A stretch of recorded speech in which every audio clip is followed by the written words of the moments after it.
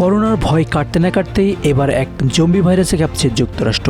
গবেষকরা দিনরাত চেষ্টা করেও এখন পর্যন্ত এই ভাইরাসের কোনো প্রতিষেধক আবিষ্কার করতে পারেনি।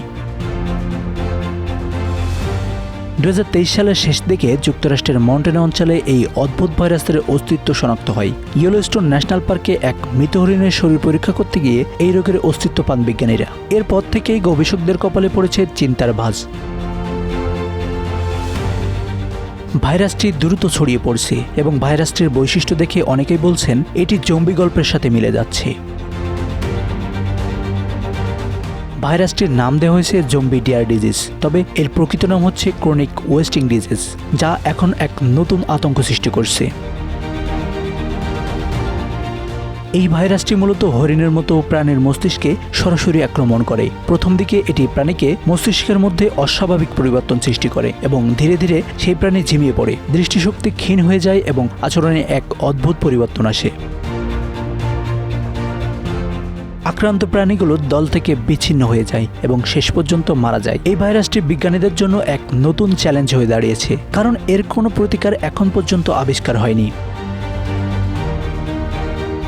পৃথিবীর সবচেয়ে শিকারী প্রাণীটির অন্তর্গত এই ভাইরাসটি প্রাণীর শরীরে দ্রুত ছড়িয়ে পড়ছে।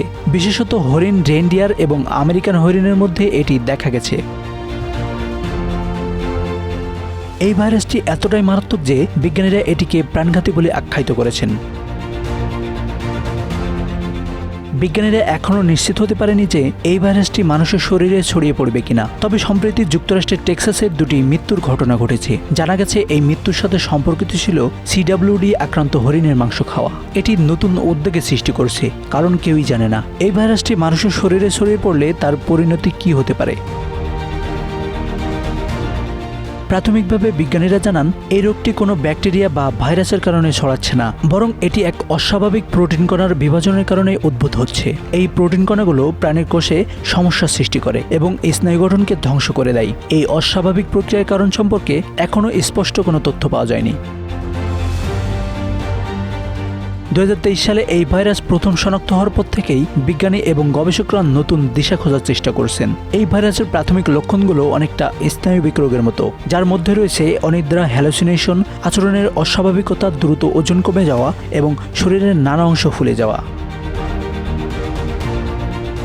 ধারণা করা হচ্ছে করোনার চেয়েও শক্তিশালী এবং দ্রুত গতিতে ছড়িয়ে পড়তে পারে এই ভাইরাস, যার নমুনা ইতিমধ্যেই দেখছেন কানাডা এবং যুক্তরাষ্ট্রের বেশ কিছু অঞ্চল। Asanur Rahman Mithu, Bangla affairs, news desk.